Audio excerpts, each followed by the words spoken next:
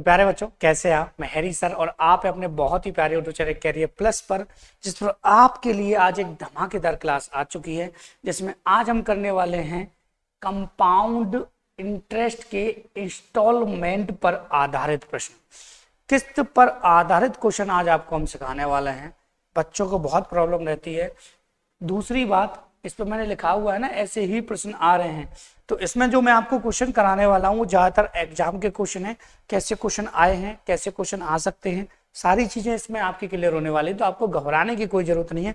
और Harry sir के होते हुए मैथ में टेंशन हो जाए ऐसा मैं होने नहीं दूंगा, तो आपको टेंशन लेने की आवश्यकता नहीं है। तो चलिए बच्चों स्टार्ट करते हैं और देखते हैं कि भैया वास्तव में इंस्टॉलमेंट होता क्या है और हमारा गलत इंस्टॉलमेंट भी क्या होता है, सही इंस्टॉलमेंट भी क्या होता है। ठीक है, देखिए हम बात कर रहे हैं सीआई इंस्टॉलमेंट। किसकी बात कर रहे हैं बच्चों? CI instalment. अब समझना ध्यान से वास्तव में चीजें हैं क्या।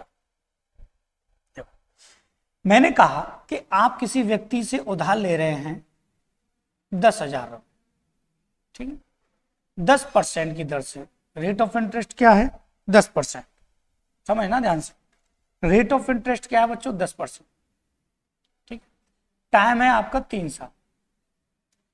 ठीक है, तो मैं कहूं कि अमाउंट कितना बनेगा, तो आप कहेंगे सर 13,310 रुपए आपका अमाउंट बनेगा। ठीक है, ये अमाउंट आप निकाल लोगे, कोई आसानी का खेल है ये, तो कोई टेंशन ही नहीं है इसमें। ठीक है, अगर आपसे कोई व्यक्ति कह रहा है कि भाई तू मुझसे 10,000 उधार ले रहा है 10% की दर से और 3 साल में तेरे जो अमाउंट बनना है वो 13,310 बनना है, तो ऐसा कर मैं इसको किस्त में डिवाइड कर देता हूं। मैं इसमें जो है 3 का भाग दे देता हूं, तो 3 चौक 12 और 3 चौक 12 और यहां से एक बचा 3 3 9, 3 चिंग 18, 3 चिंग 18, ये तेरी किस्त बन जाएगी। और तू 3 किस्तों में इतना इतना करके मुझे दे दियो, तो वो खुश हो जाएगा व्यक्ति। क्या कहेगा? यार सही है, मुझे तो लोड कम पड़ना पड़ेगा भाई, मुझे तो 3 साल में 13,310 ही चुकाने हैं, लेकिन ये 4,436 रुपए करके मुझसे ले रहा है लगभग, तो मैं ऐसा करता हूँ कि ऐसे ऐसे दे देता हूँ, इंसान खुश हो जाता है। लेकिन ये तरीका प्रॉपर तरीके से गलत है। क्यों गलत है? क्योंकि किस्त का मतलब होता है कुछ पैसा भी उसमें जमा हो जाएगा, प्रिंसिपल में और ब्याज में भी जमा हो जाएगा, वो होता है किस्त का मतलब। बात आई कि नहीं समझ में?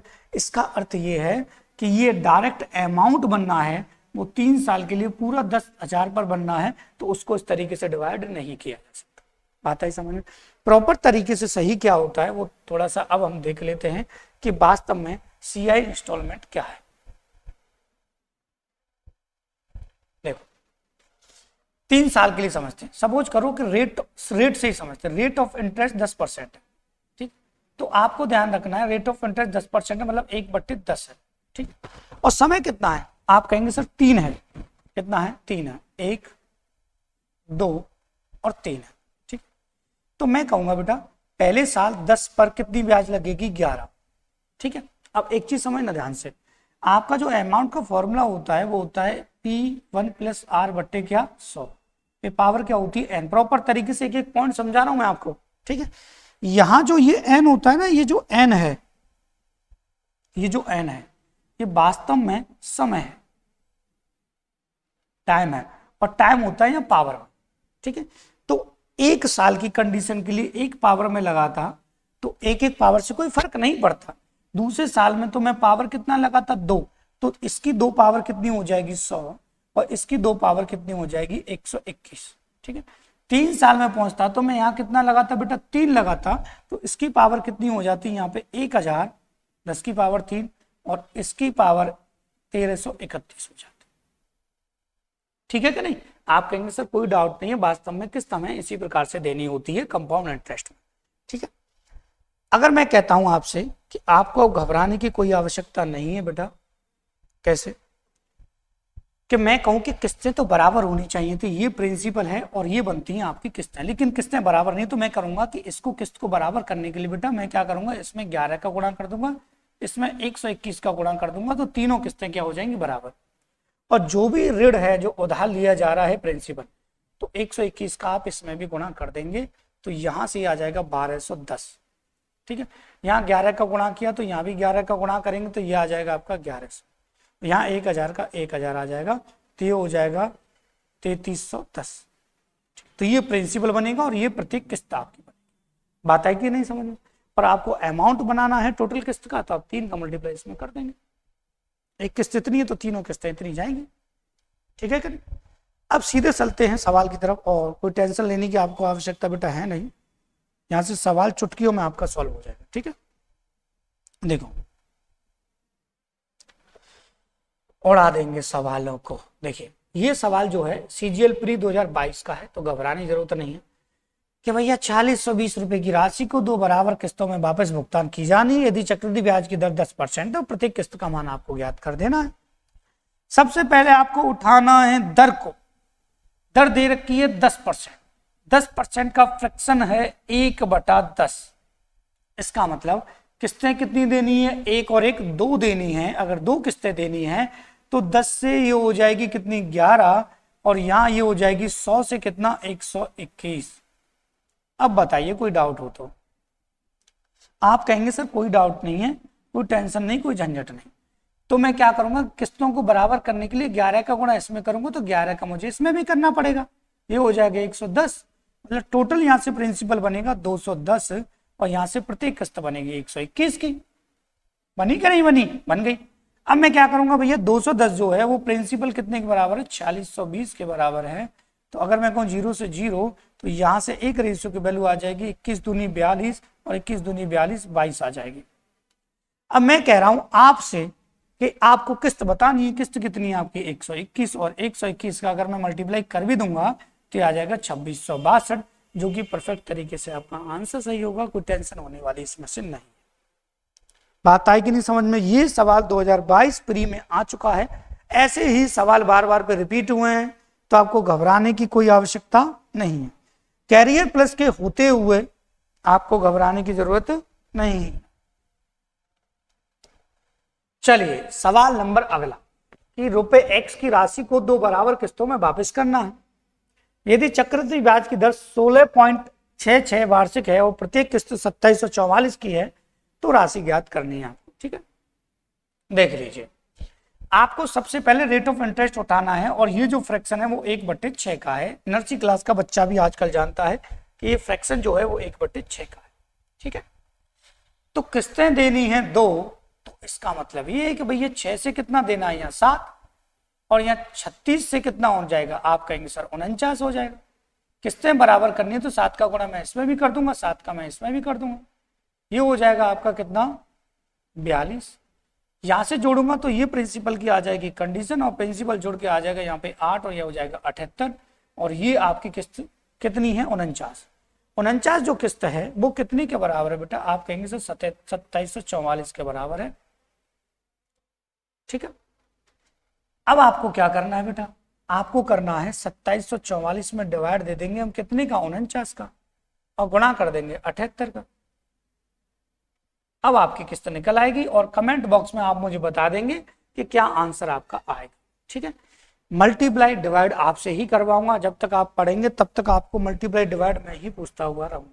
ठीक है, देखिए अगला सवाल काफी अच्छा है, टेंशन लेने की आपको जरूरत नहीं है। CHSL 2022 का सवाल है। ठीक है, इसमें पूछा गया है कि एक ऋण को 2 समान वार्षिक किस्तों में चुकाया जाना है। यदि ब्याज की दर 10% वार्षिक है, जो वार्षिक रूप से चक्रवृद्धि होती है, तो प्रत्येक किस्त 6897 की होती है, तो लिया जाने वाला कुल ब्याज आपको बताना। लिया जाने वाला कुल ब्याज आपको बताना। रेट ऑफ इंटरेस्ट कितना है? 10%। 10% का मतलब 1/10। ठीक है, किस्तें कितनी हैं? 2 हैं, तो घबराने की जरूरत भी नहीं है, पहली और दूसरी। 10 से कितना हो जाएगा? आप कहेंगे सर 11 हो जाएगा। या 100 से कितना हो जाएगा? आप कहेंगे सर 121 हो जाएगा। टेंशन लेने की आवश्यकता नहीं। 11 का गुणा हम इसमें कर देंगे, 11 का हम इसमें कर देंगे, तो ये आ जाएगा 110, और यहां से हो जाएगा ये 210। ठीक, यहां से 121 हो जाएगा 242। मतलब यहां से देखें तो ब्याज जो मिल रहा है, ब्याज पूछा है कितना मिल रहा है? 32 मिल रहा है, और यहां से प्रत्येक जो किस्त है वो कितने के बराबर है? 6897 के बराबर। ये नहीं है, ये अमाउंट हो गया टोटल। ठीक है, प्रत्येक जो किस्त है बेटा वो कितने की है? आप कहेंगे सर प्रत्येक जो किस्त है 121 की जो है वो कितने के बराबर है? आप कहेंगे सर 68 57, ठीक है। तो 121 का 5 और 7 57 बार जाएगा, 57 का गुणा हम इसमें कर देंगे और आप मुझे कमेंट बॉक्स में यहाँ आंसर बता देंगे कि सर आंसर कितना आए, ठीक है। ऐसे करते हैं किस्त वाले सवालों को, ठीक है। केवल मल्टीप्लाई आपको करना है और कुछ नहीं करना। मल्टीप्लाई तो मैं आपसे ही करवाऊंगा क्योंकि पेपर आपको देना है, नौकरी आपको लगानी, तो मल्टीप्लाई भी किसको करना, आपको करना, ठीक है। चलिए अगले सवाल की तरफ जब हम बढ़ेंगे तो हम देखेंगे कि अगला सवाल क्या कह रहा है। अगला सवाल कह रहा है कि ऋण की कोई निश्चित राशि 6760 की दो एक समान अर्धवार्षिक किस्तों में लौटाई जानी है। भाई अर्धवार्षिक, अर्धवार्षिक यदि वार्षिक रूप से चक्रवृद्धि ब्याज 8% प्रति वर्ष है तो ऋण पर ब्याज के रूप में कितनी राशि का भुगतान करना हो। दो समान किस्तें चुकानी है, अर्धवार्षिक है तो 8% को भैया आधा कर दीजिए, 1/, कितना होता है 2 होता है अर्धवार्षिक का मतलब, तो ये आ जाएगा आपका 4%। कहानी बन जाएगी यही। कहानी कैसे बनेगी अब थोड़ा सा समझ लेते हैं कि भैया 4% है, 4% का फ्रैक्शन तो अब नर्सरी क्लास का बच्चा ही बता देगा, 1/25 होता है सर। तो 25 से यहाँ पहली किस्त कितनी हो जाएगी, आप कहेंगे सर 26 हो जाएगी, और दूसरी जो जाएगी वो 625 से यहाँ 676 हो जाएगी। जब मैंने 25 का गुणा यहाँ किया है, 26 का यहाँ मुझे गुणा करना पड़ेगा क्योंकि समान किस्तें करनी पड़ेंगी, ठीक है। तो 26 का जब मैं यहाँ गुणा करूंगा तो ये आ जाएगा 26 के गुणा से 500 650, 25 धाड़े 250, 25 धाड़े 250, 25 के 150, 650 आ गया। यहां से देखें तो निश्चित राशि की किस्त दे रखी, तो ये किस्त किसके बराबर है, आप कहेंगे सर 676 जीरो के बराबर है, तो इसका मतलब ये 10 टाइम मल्टीप्लाई हो राशि, ठीक है। तो ब्याज के रूप में कितनी राशि, ब्याज के रूप में देखो ये कितना हो रहा है बेटा, आप कहेंगे सर ये 1275 हो रहा है, और यहाँ 676 676 2 × 12 15 का 5 और यहाँ 12 और 1 13 1352। यहाँ से जो ब्याज जाएगा वो जाएगा 12 में से 5 गया तो 7, और यहाँ से ये 77 गुणा कितना आ जाएगा बेटा 10, तो आपका जो ब्याज जाएगा वो जाएगा 770। मैंने आपके लिए मल्टीप्लाई भी करने के लिए इस क्वेश्चन में नहीं छोड़ा है कि बच्चे वैसे ही परेशान रहते हैं, आधे तो जीवन से वैसे ही परेशान है, आधे सवालों से परेशान हो जाएंगे, ठीक है। इसलिए मैंने किया कि चलो ये भी आपको करके दे देते हैं, ठीक है। एक व्यक्ति ने कुछ धनराशि चक्रवृद्धि ब्याज पर उधार ली और उसे 3 समान वार्षिक किस्तों में वापस कर दिया। यदि ब्याज की दर 15% प्रति वर्ष है तो वार्षिक किस्त 12,167 है, तो ली गई उधार राशि ज्ञात कर। कुछ नहीं, 15% का मतलब हो जाएगा 3/20 हो जाएगा, 3/ कितना हो जाएगा 20 हो जाएगा, ठीक है। 3 किस्तें हैं बेटा, पहली दूसरी और तीसरी, ठीक है। तो 20 से हो जाएगा 23, और ये हो जाएगा 400 से 20 का स्क्वायर, ये हो जाएगा 529, और ये हो जाएगा 20 का क्यूब 8000, ठीक है। और ये हो जाएगा आपका बेटा यहां से सीधा सीधा 12,167, ठीक है। ये ध्यान रखिएगा, ठीक है। यहाँ भी हमें कितने का गुणा करना है 23 का, और यहाँ करना है 529 का, ठीक है। 529 का पहले मैं इसमें मल्टीप्लाई करूंगा तो सीधी सीधी कहानी पहुंचाऊंगा प्रिंसिपल। तो 529 दूनी होगा 1058,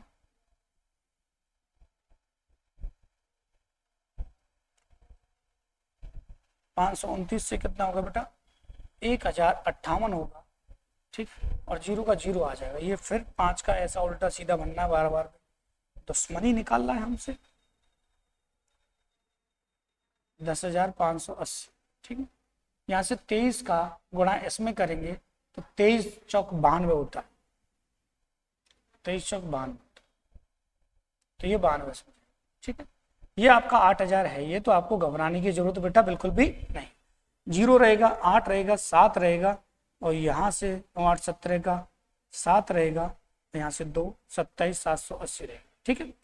ये जो है किस्त वो कितने के बराबर है, सेम इसी के बराबर, मतलब 1 यूनिट की वैल्यू 1 आ गई, तो यहाँ से 1 का मल्टीप्लाई करेंगे तो सीधे सीधे आपकी किस्त आ जाएगी। और ये जो सवाल आया है वो SSCD भी मतलब दिल्ली पुलिस में आपसे पूछा गया है, तो अब आपको घबराने की कोई आवश्यकता नहीं है। कैरियर प्लस पर पढ़कर आपको टेंशन हो जाए ऐसा मैं होने नहीं दूंगा, ठीक है। अगला सवाल, और ये इसका लास्ट सवाल है, तो आपको टेंशन लेने की कोई आवश्यकता नहीं है, ठीक। कि डाउन पेमेंट के आधार पर भी अगर आपसे क्वेश्चन पूछ लिया जाए तो टेंशन होनी नहीं चाहिए। कुल मिलाकर ये है मेरे कहने का।